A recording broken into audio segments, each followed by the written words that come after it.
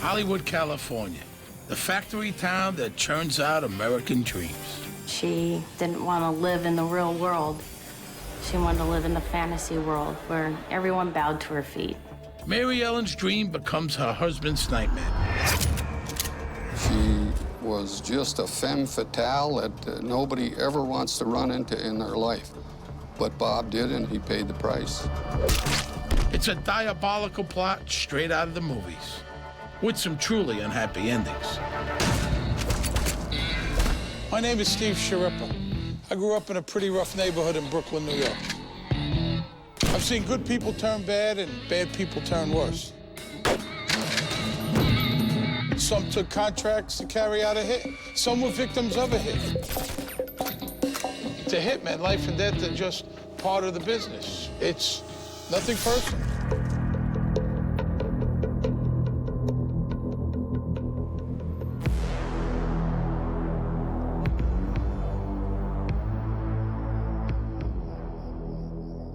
It's early December 1988.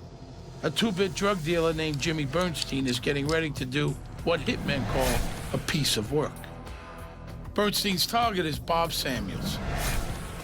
Samuels is a nice guy who's made a solid career working on Hollywood production crews.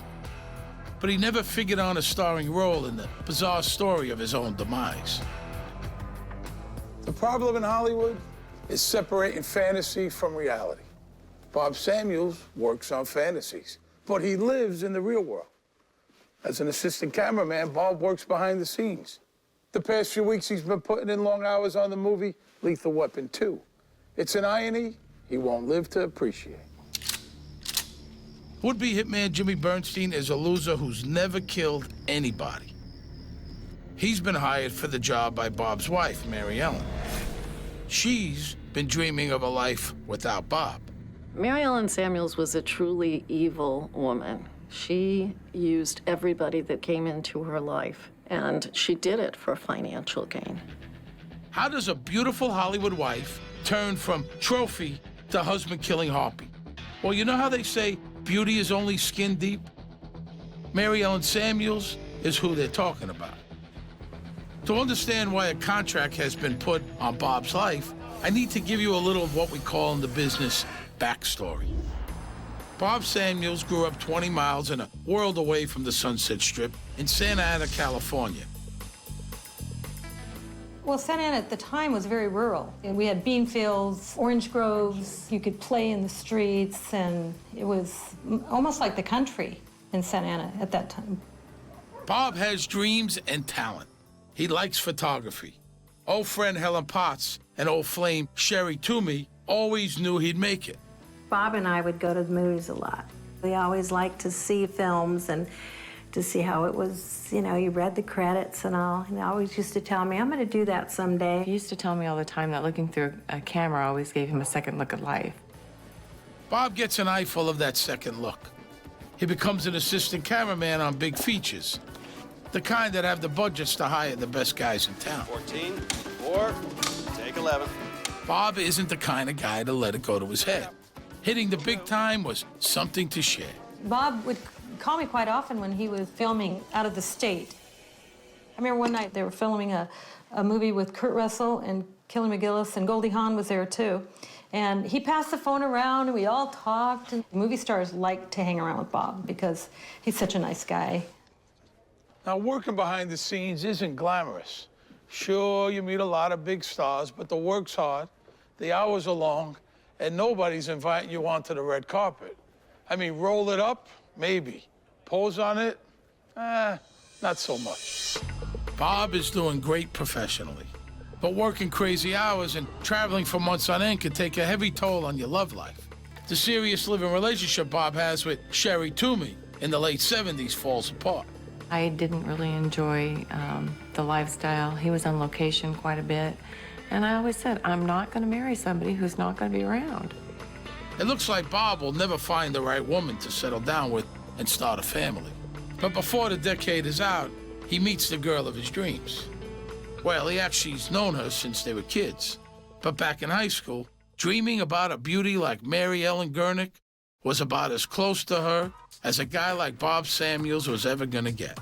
Looking at her could stop your heart. As it turns out, it will stop his. Too bad he can't see past that skin-deep beauty. She was a bright, talented young child. She was, the star of the plays in school. She was very popular, high school, homecoming queen, things like that. When she leaves Santa Ana High, Mary Ellen was headed for stardom. She gets about as far as her sock drawer. Well, a little better than that. Those shapely gams of hers do their turn in the dazzling lights, showing up in quite a few stocking ads. As for her acting talent, well, let's just say Mary Ellen's legs never carry her to Hollywood. Instead, she gets married, has a kid, gets divorced, and a decade after high school, she's back in Santa Ana, a single mom with a daughter, Nicole. And there she runs into Bob Samuels. But now, nerdy old Bob has the glow of Hollywood about him. The formerly unattainable homecoming queen is his for the asking. Unfortunately for him, he does. They seem very happy. She had a lot of enthusiasm, a lot of spunk. She was a character, real outgoing. Before you could say action, Mary Ellen is starring in her own production of Wedding Album 2. She and Bob tie the knot in 1980. He had a home that he lived in when he married her. He made it their home. Nicole was already in the picture. He adopted her. He sent her to private Catholic schools. He was just a very caring, loving, hardworking family man. So Bob gets his dream, a sexy wife, an instant family, and Mary Ellen gets her fantasy, an entree into Tinseltown's star-studded social scene. But you know the problem with dreams? You wake up. Happens every time. I think she probably believed she would have this glamorous lifestyle. And when she realized that they lived in a home in the San Fernando Valley, and he got up and he went to work, and it was just your normal, average, everyday life, she got a little bit bored. The parties are occasional. The work is constant. Mary Ellen has a hard time waking up and smelling the cappuccino. She isn't the center of the celebrity universe. She's a nobody. And gazing across the pillow at Bob Samuels doesn't sweeten that bitter pill. Mary Ellen was, I don't know if she was in love as Bob was with her. She was very flirtatious. Luckily, she still has some assets, and she works them. I know Bob used to get upset with her all the time about the kind of clothes that she would wear because they were very revealing. Mary Ellen was just not conservative. So what happens when your visions of heaven crash to earth? You choose, reconcile or run. Mary Ellen goes running, all right, running up bills. One evening he called me and he said, Sherry, Mary Ellen spent $22,000 in 1 month and I have nothing to show for it. And so I think at that time is when he realized there may be a problem. She also finds a crowd who treats her like a star, but they aren't exactly A-listers, more like degenerates, and she's very close with her fans. She'd have herself a boyfriend, different ones, and she was running with a real unsavory bunch of people. Bob was aware that Mary Ellen cheated on him. They broke up several times, but then Mary Ellen would always lure him back again. When people told him, maybe you should have second thoughts, but he was determined to stay married. He wasn't the type of person to fail at anything. So, Bob had a plan to save his marriage. He bought Mary Ellen a sandwich shop. Now, that sandwich shop, it's kind of the whole story on a bun. The guy's thinking, I know what the little woman needs. Something to do, a little mad money. But that's not her dream. It's her nightmare. Slinging subs in the San Fernando Valley? Oy! And she's thinking, boy, did I hitch my wagon to a dog? This boy's gotta go. For all of its glamour, Hollywood is a dog-eat-dog town.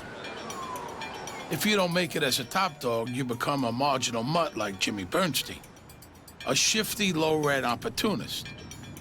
Jimmy carries a business card that reads, James V. Bernstein, specialist, but his only specialty is posing as a player. Thanks to Mary Ellen Samuels, he's a player tonight, and the game is murder.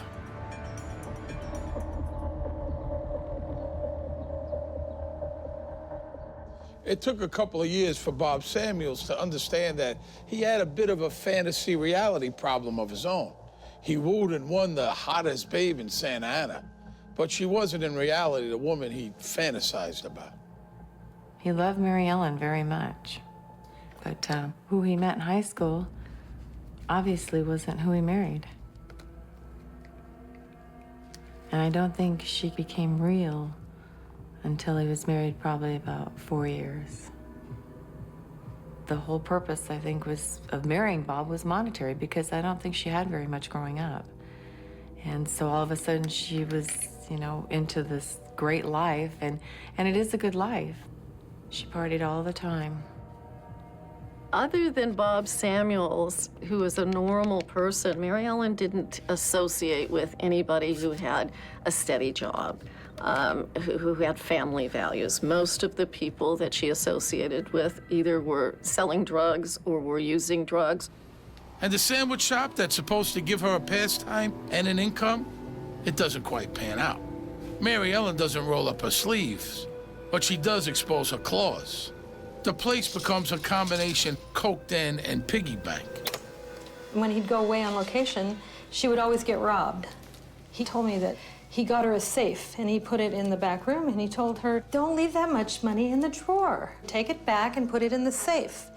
And he'd come home from location again, all her money was stolen again, been robbed again, but that's not what was happening. And she was involved with drug sales and using drugs herself. Mary Ellen was into a lot of cocaine, and that's where all the money went.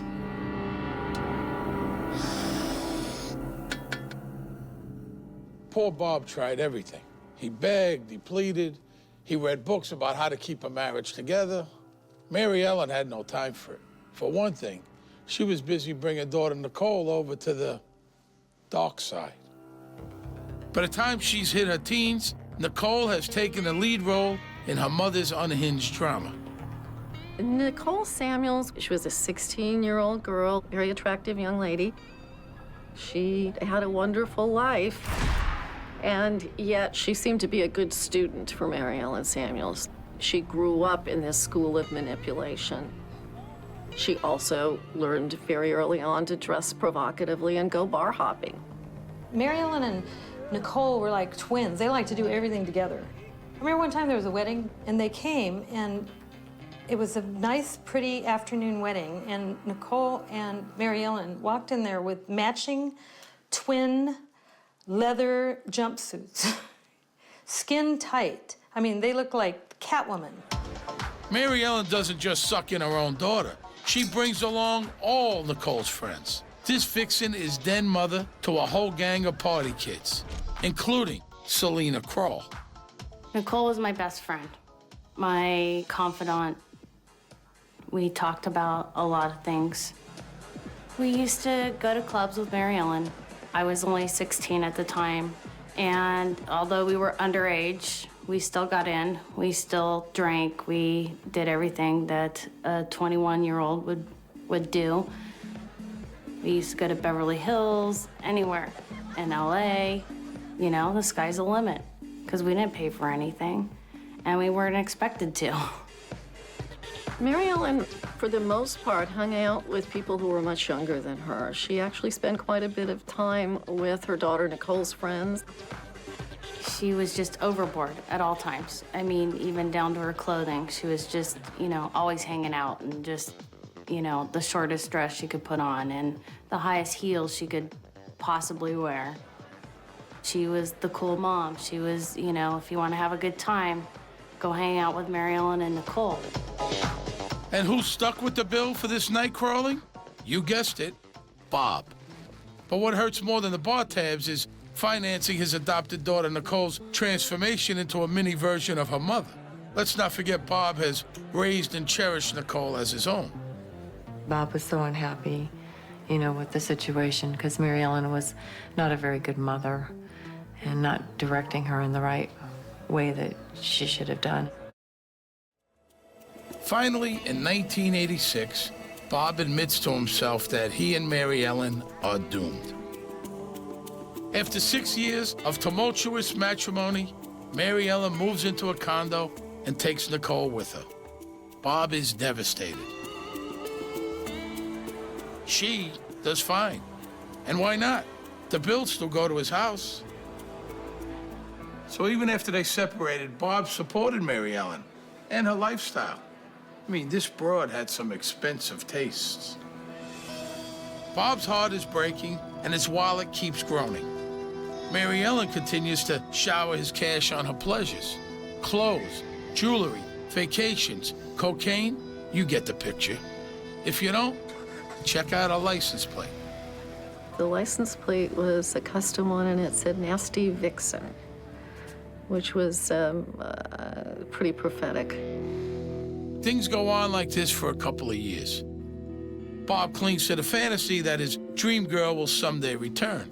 But Mary Ellen has no desire to become someone she never really was.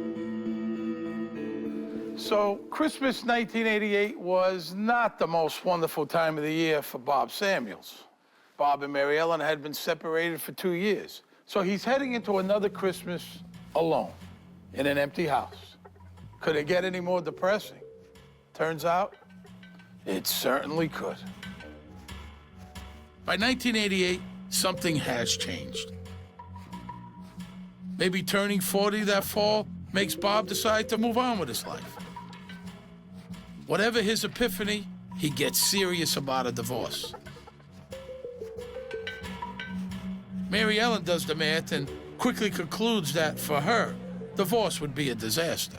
Widowhood, on the other hand, now that could work. One of Hollywood's greatest, Mae West, had that line. Is that a gun in your pocket, or you're just happy to see me? Mary Ellen Samuels was not unfamiliar with flirtatious repartee, but this time she really was looking for a guy with a gun in his pocket.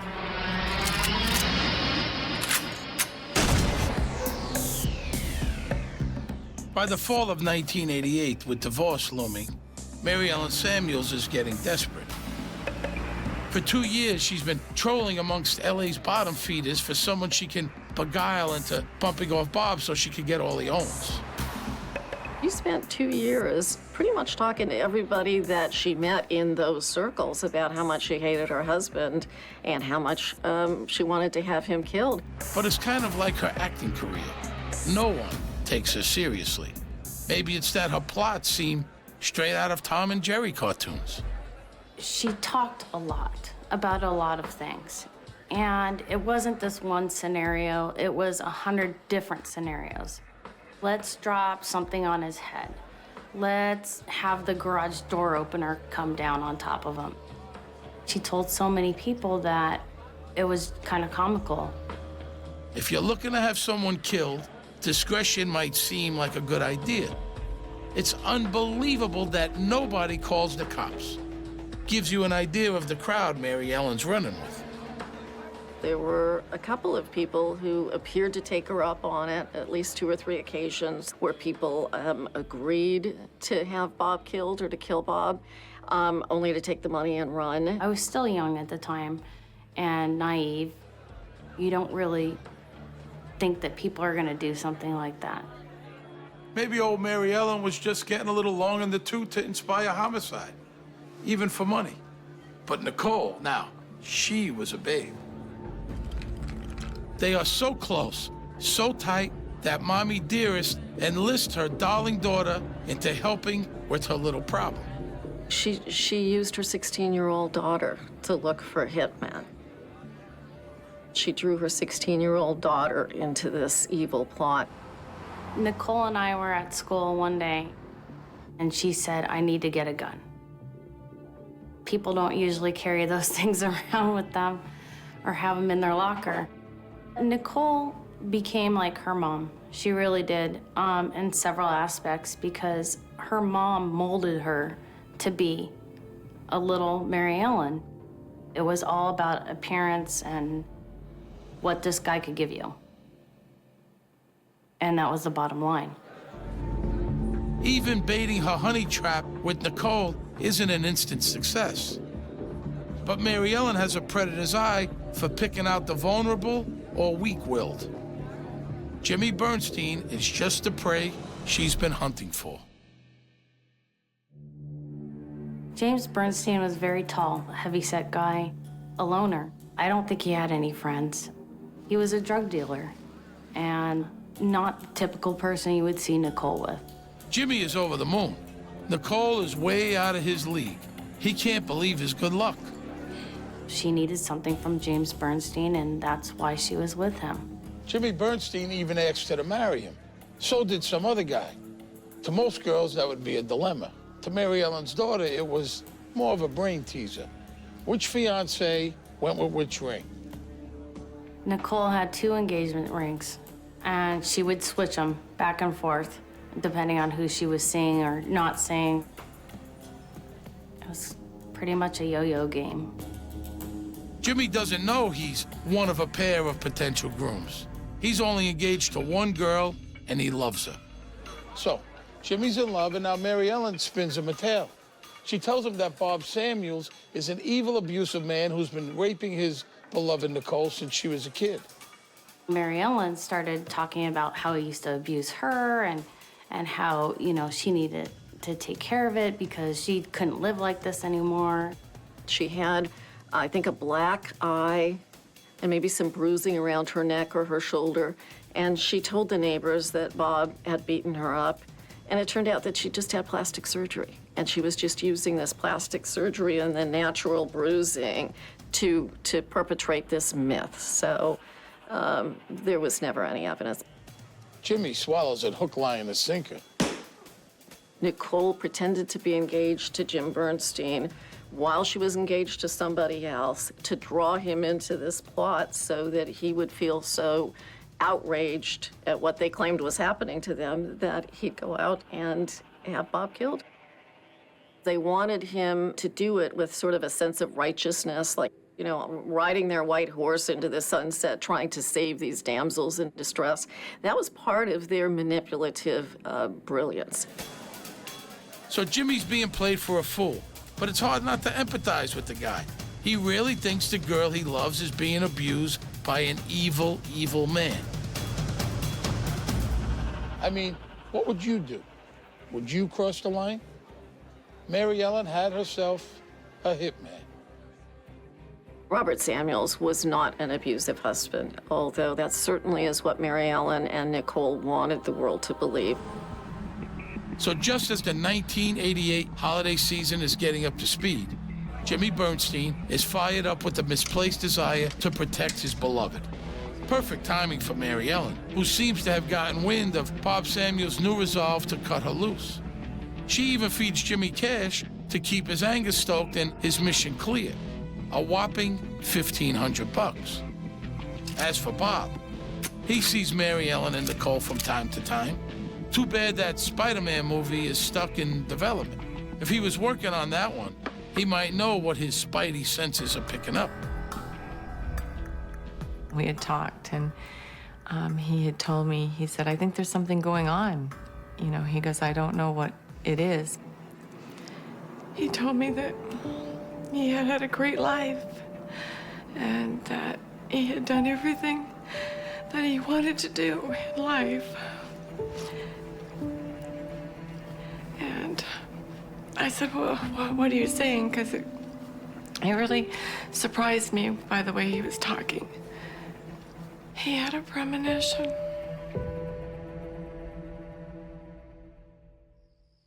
Bob Samuels' marriage is about to end. That much is certain. He was telling me that it was almost final. He was going through with it this time, and he was going to finish this divorce. Mary Ellen's plan is to make sure what ends it is that till death do us part thing. And love-struck Jimmy Bernstein is her unwitting tool.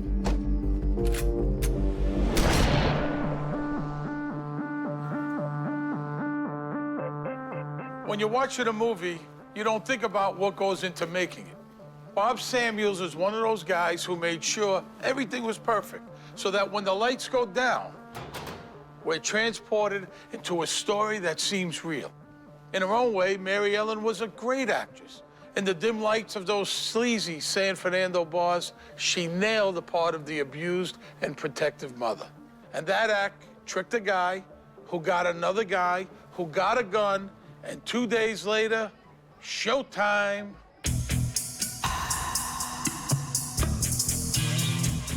It's the night of December 7, 1988. Bob gets back from work. He has a shower.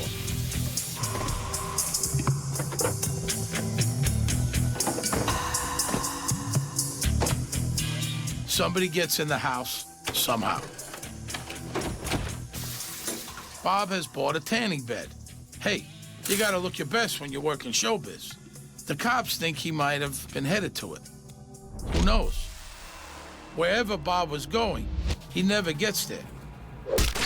He is jumped in his front hallway, clubbed, hurt bad, but still alive. A pillow is put over his head.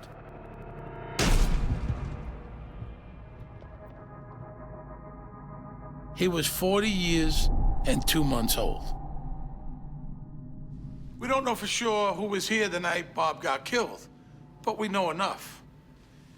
It could have been just Jimmy Bernstein, Nicole's fiance, or it could have been a guy named Mike Silver, Bernstein's pal. Or it could have been both of those guys. But no matter how you slice it, poor Bob Samuels was dead, and the grieving widow knew it. Hi, Bob, it's Mary Ellen. Listen, I'd like to leave the dog with you for a while this Friday. Nicole and I have something to do. Could you call and let me know if that's all right? Hi, Bobby, it's me. Haven't heard back from you about Friday. I guess you're busy working. But could you give me a dingle? Are you there, Bob? Why aren't you picking up? Maybe I'll just bring the dog over anyway. So, that was part 2 of Mary Ellen's plan. She leaves Bob a bunch of messages, even though she already knows he's dead. That'll prove she wasn't involved, right? I mean, who leaves messages for a dead guy? She let him lie there dead in the hallway for 2 days, leaving message after message to his corpse. Then finally, Mary Ellen and Nicole turn up at the house, just like the messages said. Bernstein has been told to make the hit look like a burglary gone wrong, but he flubs it. So what do Bob's wife and daughter do? If you want something done right, you do it yourself. They pull out drawers, they topple furniture, they even take a crowbar to the door frame until it looked like, well, a fake burglary. Nicole called me the day after it happened. It's done. We went to the house. He was there. It didn't look messed up enough, so we messed it up some more.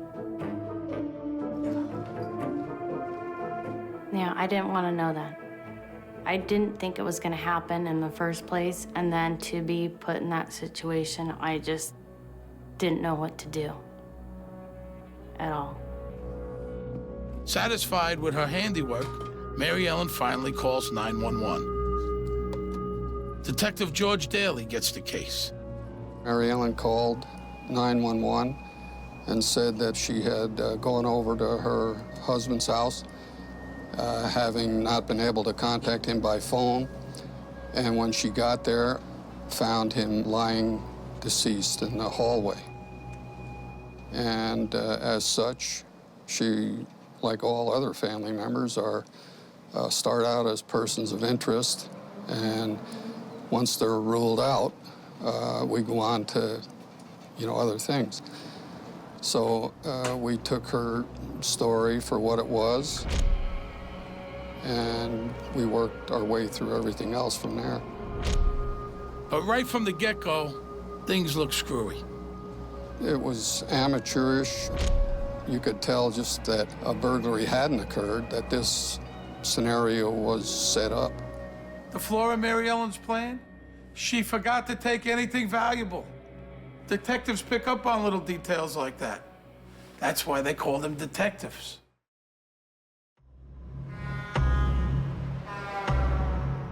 Down at the cop shop, Mary Ellen is still playing her widow too young scene.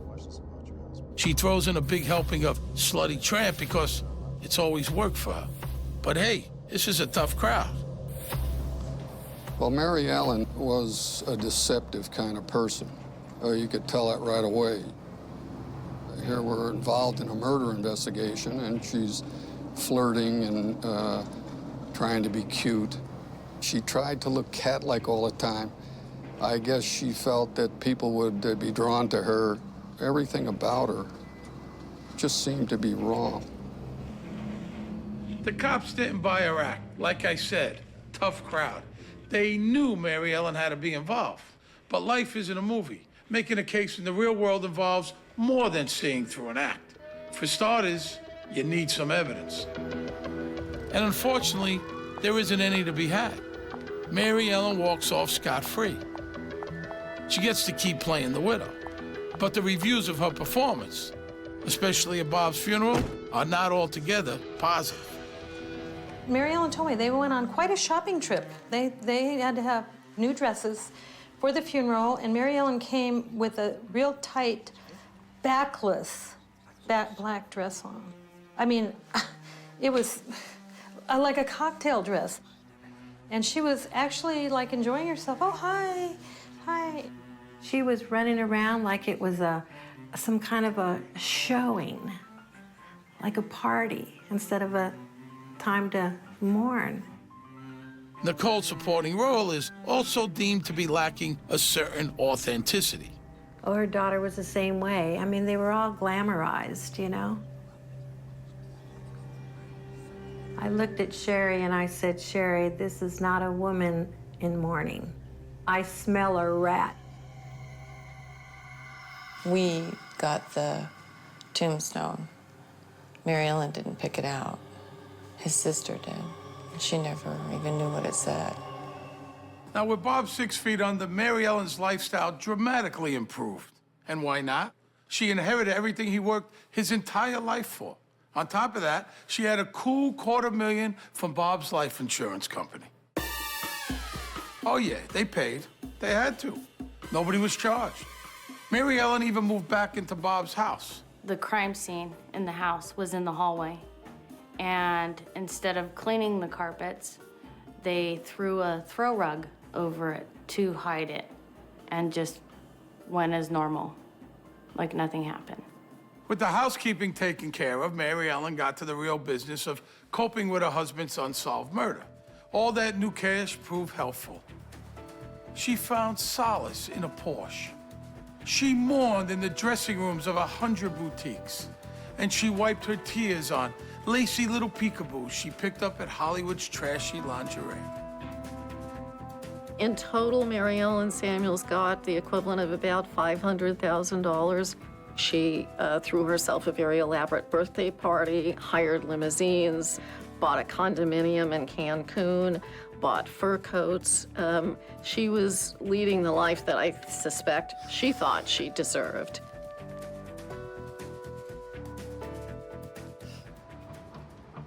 But not all of the plays in Mary Ellen's drama have her panache. Remember Jimmy Bernstein, Nicole's fiance? You know, Bob's killer? Jimmy is having a hard time. He figures out he's being played for a chump. Getting dumped by the new heiress is salt in the wound. He sees the flamboyant lifestyle that Mary Ellen Samuels is living, and he's not a part of it. So whether it's pangs of guilt that caused him to decide that maybe he should go to the police, or jealousy, who knows? But he was definitely suggesting to people around him that he'd had it and he was going to go to the police. It looked like Jimmy Bernstein was going to be the showstopper who brought down the curtain on Mary Ellen and the fantasy life she was now living for real. But Mary Ellen had an interesting way of dealing with problematic relationships. And Jimmy Bernstein was now in her crosshairs. If I was Jimmy, I'd be looking over my shoulder. Mary Ellen Samuels had few choices. I suppose she could have tried to seduce him as she had others, but how long would that last? And it was sort of natural for somebody like Mary Ellen. She'd gotten away with it once before. Why not just get rid of him? So, How do you rid yourself of a used-up patsy? Hit those dark and dingy bars, turn over those rocks, and find another. Mary Ellen Samuels was very good at identifying people who were at a point in their lives where they were easily manipulated. Either young, vulnerable people, people who had issues or problems with drugs. Paul Gaul was a guy who, because of his economic circumstances, almost didn't have a chance against Mary Ellen. They pried him with money, and he accepted because he didn't have any money. She knew Gaul had lost a brother to drugs. Jimmy was a dealer. Dealers deserved to die. Paul could see her point. To seal the deal with her latest assassin, Mary Ellen sucked in another needy stooge, Gaul's girlfriend, Ann Hamley. She was a woman who had her own issues, probably didn't have a lot of confidence in herself, didn't have much going on in her life, and here comes Mary Ellen Samuels, this wonderful, exciting, flamboyant lady. Anne apparently owed some money to Mary Ellen, and she recruited Paul Gaul and Darrell Ray Edwards to do this thing on James Bernstein. And I guess they agreed to do it to wipe out Ann Hamley's debt. Paul Gaul was the one who orchestrated the plan. He was living with the friend Ann Hamley. Together, they decided to let Jim Bernstein move in with them so that they could keep close track of him until they were ready to execute their plan. So, Mary Ellen's acting career is finally taking off. I mean, how many people do you know who've roped in not one, not two, but up to 4 people to kill on her command? Jimmy and Mike for Bob, now Paul and Darrell for Jimmy. Very impressive. Incredible. Take that, Meryl Streep.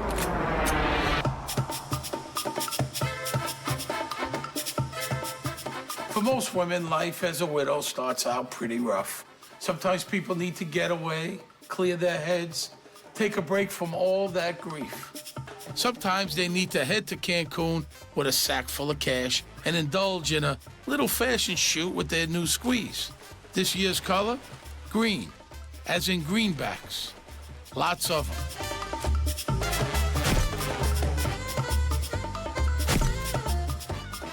The two of them are partying in their room, and somebody got the brilliant idea that it would be fun to take pictures of her covered in this money.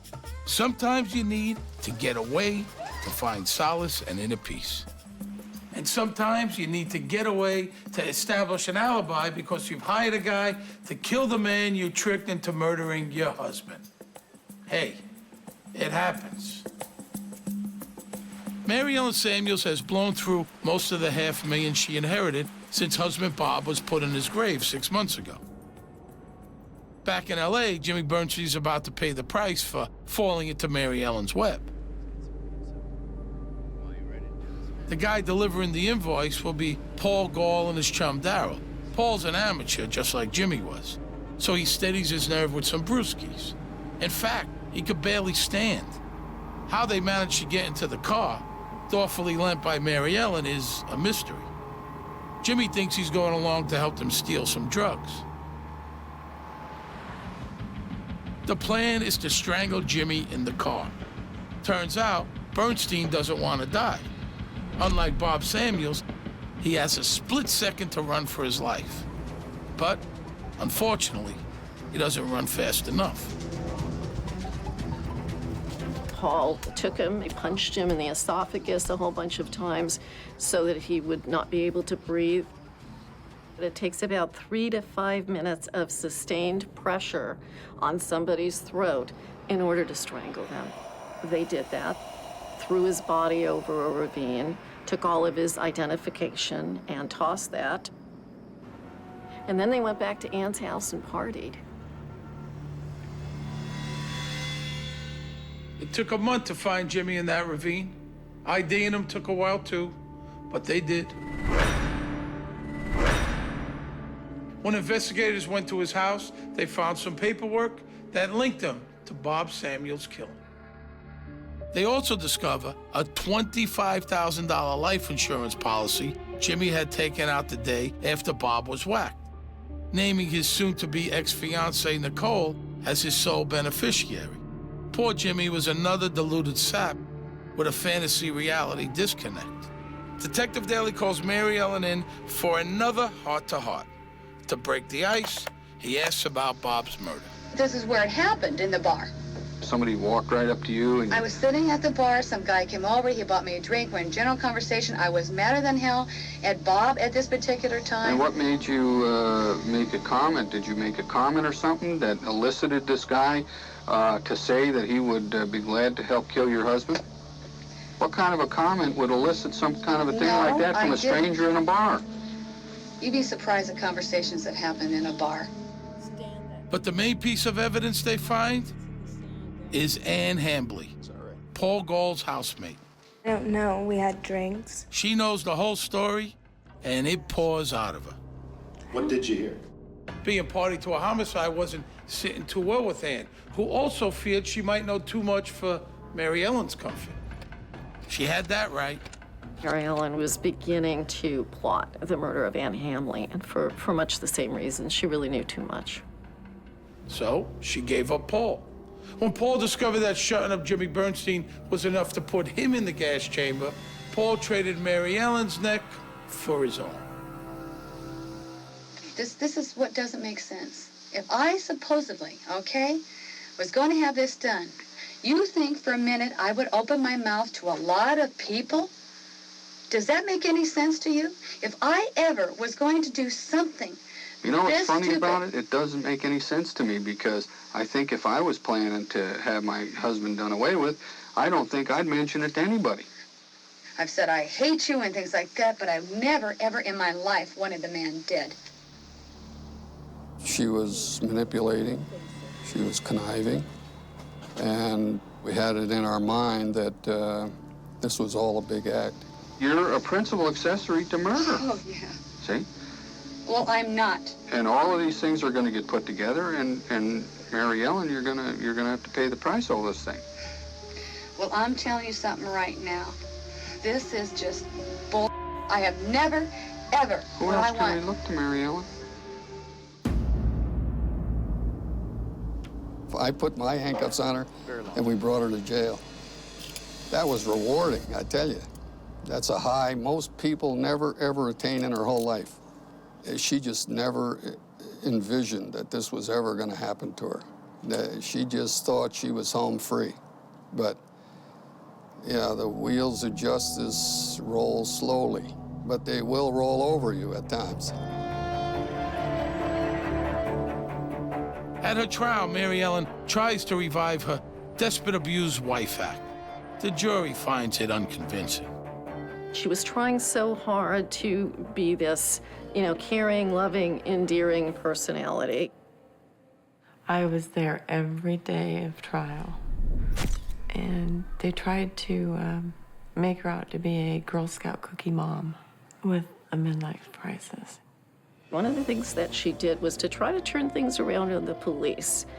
And she testified on the stand that the only reason that the police zeroed in on her and arrested her to begin with was that they wanted to ask her out on a date, and she refused. That performance tanks too, especially compared to the sordid tale the cops unfold. They have the check she'd written to her hitman. She tried her best to be regal and to be, prim and proper and that. But as the trial went on, I think she was totally disrobed. I mean, she really was shown to be what she was, an avaricious, greedy woman. They wowed the court with Mary Ellen's Cancun Roadshow.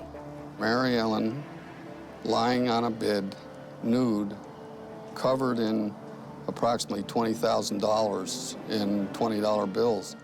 It just showed right through this photograph exactly what this woman was made of. That happy snap was the most effective modeling Mary Ellen ever did. She makes headlines, and she earns the moniker, the Green Widow. She was just a femme fatale that nobody ever wants to run into in their life. But Bob did, and he paid the price. That shot even gets her into California's most exclusive club, Death Row. At long last, Mary Ellen is going to socialize with people who can appreciate her talents. The defense at that time brought in Mary Ellen Samuel's elderly parents, and they were elderly, and they were ill, and they were very feeble, and it was very heart-wrenching for anybody sitting in the courtroom to watch these elderly people basically begging the jury to spare the life of their daughter. And they talked about how she had everything, was given everything as a child. They didn't know anything about the condo in Cancun. They didn't know anything about her Porsche. They were living on a fixed income, not too far, about 2 hours away from Mary Ellen. During that year, when she's out there leading this lifestyle, she went once to visit her elderly, fragile parents. So to me, that was, if you didn't know before, you knew at that point who Mary Ellen Samuels was. She could have had a good life the way it was, but she chose not to. She chose the other path. She didn't want to live in the real world. She wanted to live in the fantasy world where everyone bowed to her feet. Can you imagine going out to dinner talking about how you're going to kill your husband? And then to actually have somebody do it for $1,500? I was very angry with her. I mean, he would have paid her any amount of money she wanted. He would have done anything to keep Mary Ellen. And really, I'm surprised she didn't know that. Paul Gaul takes the stand against Mary Ellen. He does his time and is now out on parole. His accomplice, Darryl, is still rotting away in prison. As for Nicole, well, the DA decided not to charge her. She changed her name and moved away. She now has grown-up children of her own and says she doesn't want to talk about the past. Maybe that's okay. Maybe it's not. I mean, the way the DA figured it, Nicole was just a kid with an evil mother. Me? I'm not so sure. Bob Samuels is buried in his hometown, Santa Ana, California. He shouldn't be there. He should be alive.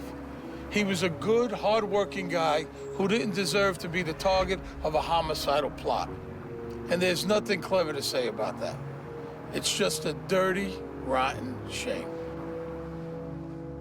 All he did was love her, and consequently, it's what got him killed. Poor guy. And Mary Ellen? Well, she did get what she always wanted. The lead role in a great piece of theater. The end isn't quite what she had in the script, but hey, that's Hollywood for you. Somebody's always messing up your masterpiece.